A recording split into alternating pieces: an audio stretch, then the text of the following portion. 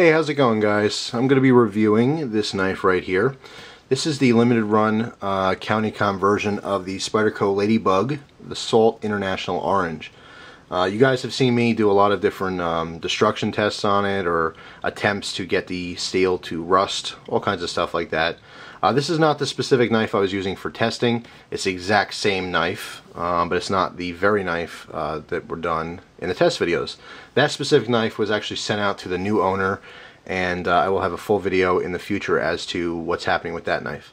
But it will be available to you guys if you're interested in it in the future. But anyway, this is the other one that I've been using for EDC purposes for the last couple weeks. Just to better acquaint myself with the knife so I can do this review.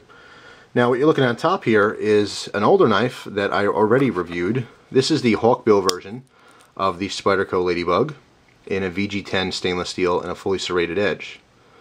Okay, I'm referencing this knife because if you want specific details on the knife itself, a Spyderco Ladybug, period, because there's lots of different versions of it. But I have a lot more information in that video. Okay, so if you're interested in that, just search cutlerylover Ladybug, and you'll find not only the test videos, but my original review on that one. But anyway, here is the one I'm reviewing right now. And what makes this special, first off, this was a government contract for a specific military branch, one that I know of but cannot name in this video. It's private information. But I can tell you it was a military contract, and that is why you have a cage number on the back here. Okay, see on the blade? Cage 5VKB6. Now, just a brief explanation of that. A lot of people had questions on that. They saw that in the video. They didn't understand what that was. Basically, when you have a military contract for different kinds of goods or gear, it's assigned a cage number.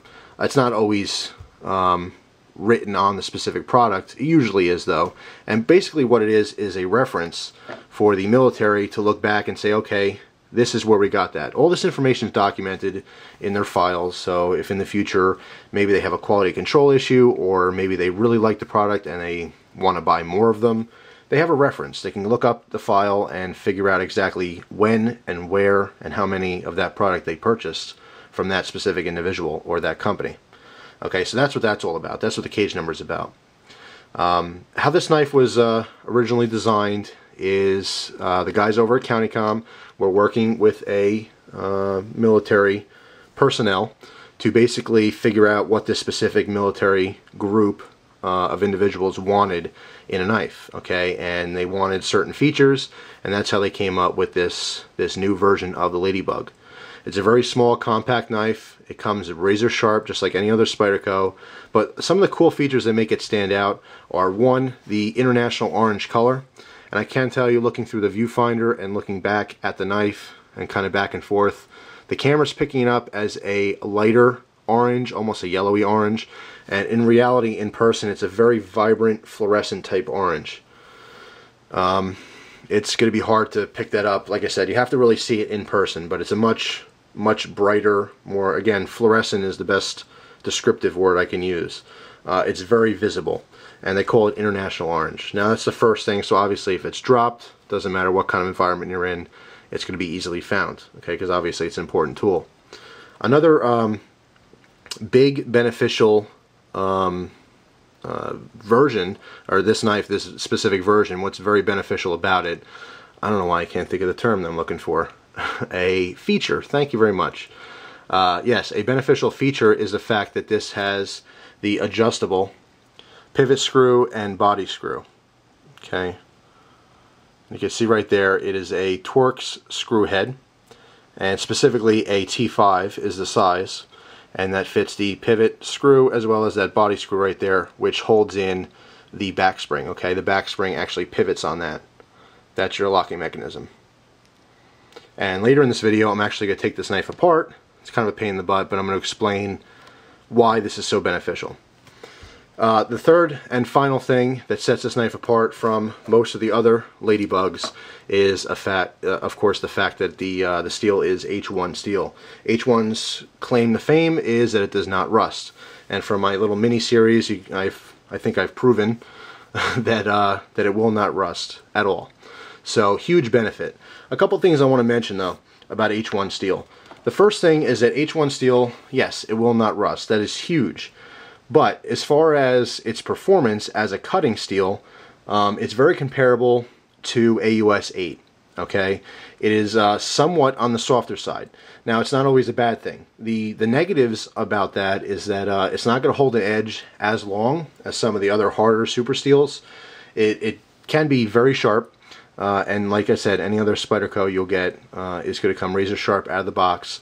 But a negative is, from my personal experience, the H1 steel does not hold an edge as long or as sharp as the VG10. Okay, now I did not compare this knife to this knife because they're two totally different beasts, blade styles, everything else. I actually compared this knife here with another Spyderco that I have that's also plain edge and a very similar design.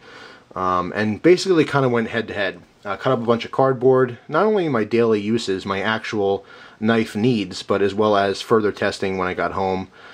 Just took sheets of cardboard that I got from boxes and just kind of went to town and compared them side by side. And I can tell you the VG10 did outperform it. Okay, it's a harder steel. It held its edge longer. But a pro to having a softer steel like that is that it is easier to sharpen. Okay, so there's always going to be you know, pluses and minuses to a specific steel. In this case, it's easy to sharpen. If you can sharpen your own knives and touch them up yourself, and you have a need for a rust-proof steel, H1 is definitely the way to go. Now, there's another version of the Ladybug in orange from Spyderco, but it does not have the H1 steel, and it is a different orange. It's actually a duller color. I still think it's a very nice orange, but it's not nearly as visible, if that's the correct word to use. But, yeah, you can see the original here. Again, this one just has the all-pin construction. Let me come in close like this way so you can see this easier. You can see the pin or a rivet, and then you flip it over, and it's still a rivet.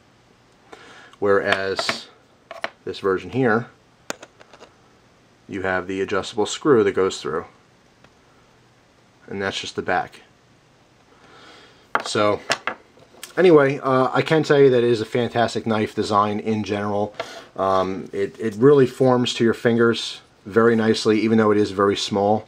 It has an oversized lanyard hole here, so you can throw a lanyard on there. None of the Ladybug versions come with a pocket clip. This one here came with the little ball chain, so you can quickly attach that to a necklace or keys or whatever you desire. But there is no need for a pocket clip. It is a small knife. Okay. By the way, it's an extremely, extremely light knife. Basically, you have a blade, you have an FRN handle, and by the way, this handle is one piece. You may think that it's two pieces, and if I come in close, on the back there, you'll see that line. It's not two pieces coming together. That's actually a molding line. Okay, when they mold that FRN. And I'll show you that when I dismantle the knife at the end of the video. But anyway, the handles are exactly the same though, except for the hardware is a different material. But that same exact grip, I'll come in close on that. It is very effective, the grip pattern here. It really bites into the skin in a good way. I know it doesn't sound very good, bites into your skin. But it really does, it grips the pad of your thumb and other fingers. And like I said, just the finger twirls that they have in here, it just melts in your fingers. Look at that. It's a perfect fit. It feels very good. There is jimping. It's very fine jimping on the top here, on the thumb ramp, just like any other Spyderco. It is very effective. It's not uncomfortable. Okay, when people say that there's sharp jimping, it doesn't mean that ow, it's sharp. No, it just means that it really just bites in, and it offers a lot of grip and a lot of purchase. So that's definitely a positive. The thumb hole is adequate enough. It's not as large as your other larger Spydercos, but it definitely gets the job done. It's real easy to open this one hand as well as close it. Okay, so even though it's a smaller knife, it's very user-friendly.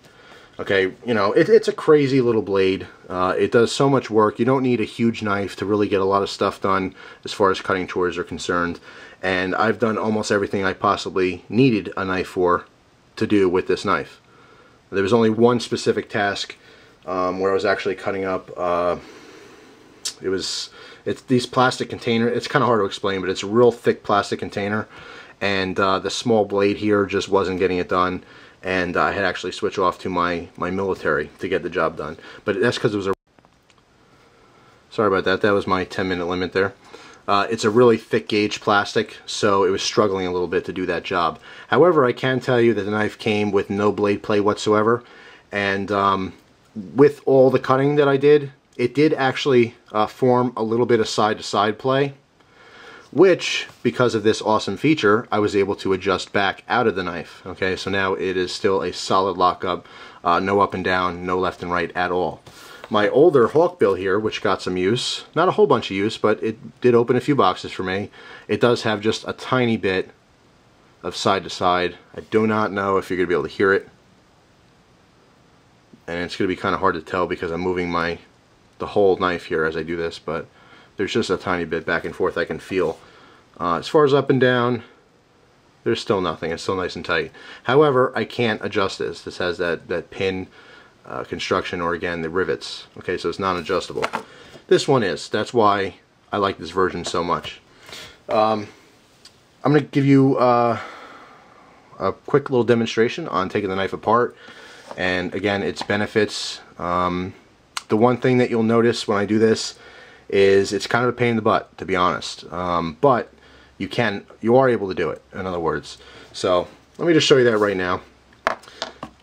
The tool you're going to need is just a Torx driver. We're going to need a size T5 Torx bit for this. And we're going to take out our pivot screw. I'm going to show you all the parts that are involved with this knife. And then our back spring screw here. And be careful, these parts are very small. Don't lose them. Alright, that's pretty much it. Now what we want to do is, first off, be careful. If you're going to take this knife apart at home and you still have a nice sharp blade, tape it up just so you don't cut yourself, but obviously I'm going to be aware of it in the video. Then what I want to do is just separate the handles here, just like so. Blade comes out. We have our pivot, the other side of our pivot screw here with a washer on it. We have a washer on the front, which I'll just leave the knife for now. Then we have our pin for our lock back part here, and that's offset here, that's why. There we go. And I don't necessarily have to take that out, but basically there's a pin that's going through. This is the back part of our screw, okay? And I'll take it out, what the heck. Taking the knife apart anyway, right?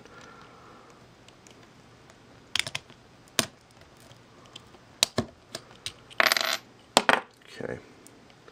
There's the back part of that, and our lock bar. And then of course, this here, it keeps the spring tension on our lock bar. That's what actually rests down here in the frame. If we can see that. But that rests down there. That gives our spring tension. So that's the parts, and I'll take out that little washer too, since we're taking it all the way down to the bare bones here. There's one more washer.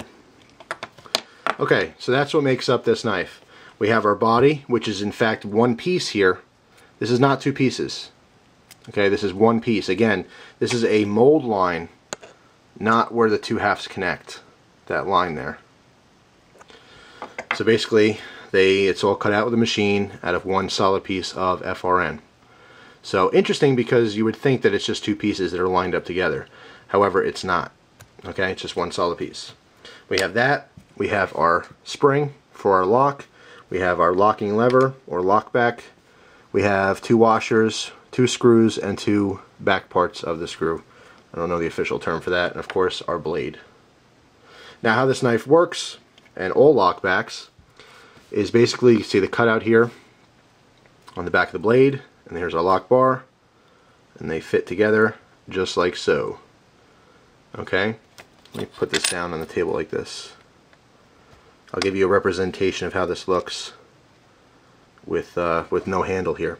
Okay, so basically this is the internals of the knife. Here's our spring. There's constant pressure pushing upwards. Okay, it's pushing that way against this, which is keeping the top part here against the blade. Okay, so when this is locked open, this is what it looks like here. Just like that. Okay, now when you push down on this, it lifts that part up, which frees the blade to spin and rotate into the fully closed position. Okay, and again, when you want to open the knife, it's going to pivot around, and eventually it'll be a nice little click when those two parts line up, and there's your knife nice and locked open. Okay, so that's basically how that works, in case anyone doesn't know how a lockback works. And the whole time that piece is pivoting with the screw that it goes through here. Okay, so that's how it pivots around there. So that's it. At this point, you can, I don't know, soak your pieces if you want to degrease it or get the dirt off or whatever. And now comes the tricky part, putting it all back together, which is always a lot of fun. First thing I want to do is put this spring back in. It's basically a bent piece of metal, but once it's in the frame here and you go to bend it, it gives you that spring tension you need. So let's do this first. Again, this is going to be a little bit tricky.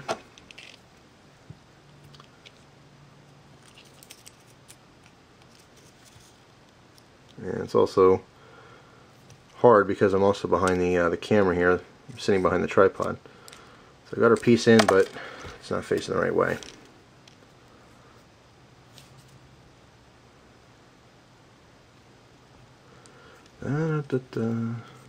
This part will be boring, I warn you now, but that's just how it is. In fact, I'm not even doing this in frame. Alright, first thing I'm going to do is put this bar in, and if it takes me a while, I'll have to get back to you. Yeah, I'm going to cut film here, and I'll show you the next part once I get this in the right spot. Okay, well that didn't take long. I don't know why I shut the camera off. Anyway, that's how you want it, facing upwards, just like so. Okay, the small part of the arm is locked into this position here. Alright, next thing you want to do is take our lock bar. You want to rest it in the knife here, line up the holes. Okay, see, that's your spring tension. That's what's actually going to give you the tension on the knife. So line up the holes here. We're going to put the back part of our pin in. Okay, obviously the open hole facing the front here, so you can put the screw back in. Now this does have a flat side on it. Let me show you that here.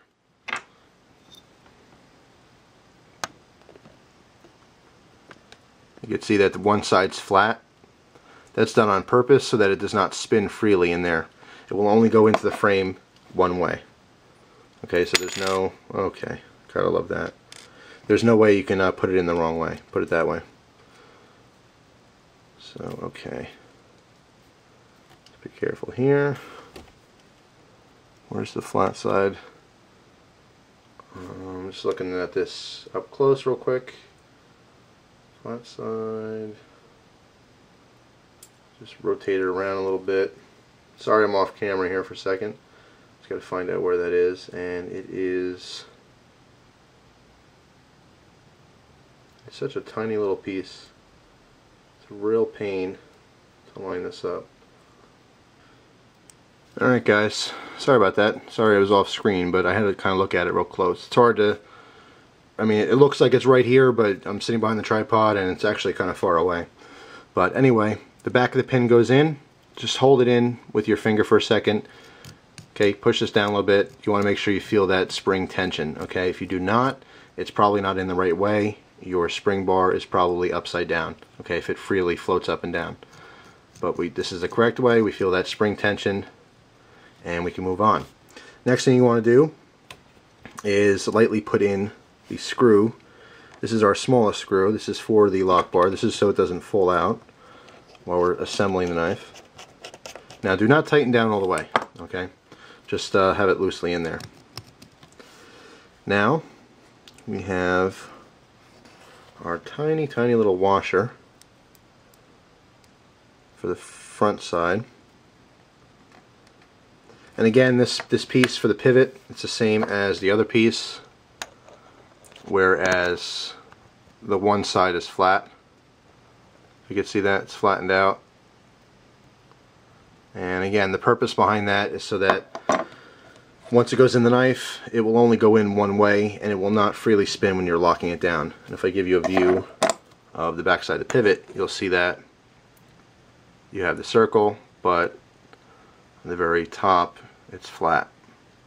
Might be hard to tell there, but it only goes in one way. That makes your life a heck of a lot easier to do this. But anyway, this is going to go in.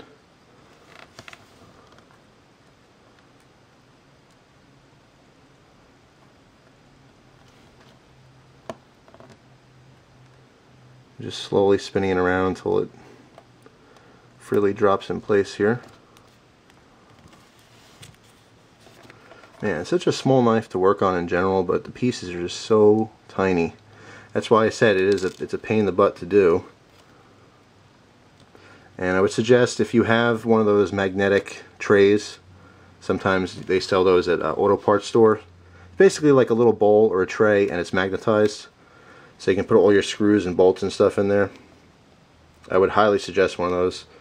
And with all the knives I work on, you'd think I already own one by now, but I don't. I apologize again, I gotta go off camera here for a second just to see this up close, see what I'm doing.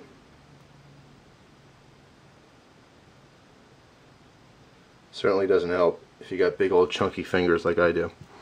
Alright, so there we go. That one's in. Now here's the tricky part. When you're putting the blade in, you have to depress this down, okay, so your lock moves out of the way. At the same time, I would do this with your middle finger and your thumb, because at the same time you have to lift up, and there we go, it dropped out. See? Projects like this can be a heck of a lot of fun, aren't they? Alright, so we have to depress this back, hold in this pin on the back side, and lift up and put our blade in all at once. So what I'm going to do is put this against the table here, lift up this way, depress with my thumb, try to slip the blade on. Okay. And that's it, we got it. That was lucky, first try. Now put the front pivot screw in.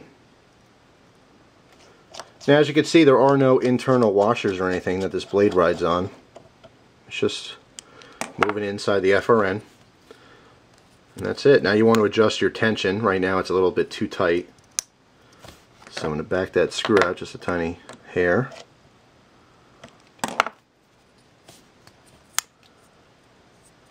There we go. We have our assembled knife. Check for blade play. Absolutely nothing. Completely solid in all directions. Now we want to go back. Don't forget to tighten up your lock. This back pin, tighten down all the way. Okay? You don't want to strip it, but you want that nice and tight. Okay? There's our lock. So no play at all. Depress the lock. Knife works perfectly. You can hear that nice loud click when it snaps in. So you see that? Again, that's how the lock back works. When you pivot on this pin here, it lifts up and releases that steel so the blade can move freely. And then of course it locks in. So there it is. It's a fantastic, very cool little knife. Extremely useful, and it will take a lot of abuse. The Spyderco Ladybug in general I think is a fantastic knife. I think you'd be happy with any of them. I would specifically recommend this one to anyone who first off needs a knife that's going to be rust resistant, highly rust resistant, in fact in this case rust proof, and or if you need a knife that a small knife like this that you know you're going to use a lot. If you're really going to use it all the time, I would highly recommend this one specifically because it's the only one on the market with the adjustable pivot screw as opposed to the pins. Okay, so if you don't want to go through 3 or 4 of these, you're going to want to get the adjustable one, because once it creates some slop in there, you're not going to want to use it. And then once you get blade play in there as well, that's when you get a chance snapping the handle or something, because there's more room for it to move around, and any kind of heavy torque on it, any kind of twisting or anything like that, will end up snapping it. So I hope you guys enjoyed the review. I certainly had a lot of fun making the video, and taking it apart and putting it together is a little bit of a pain, but you got to have the patience, you know, don't get frustrated, and please don't lose any of your parts. That's the most important thing. Do it over a table.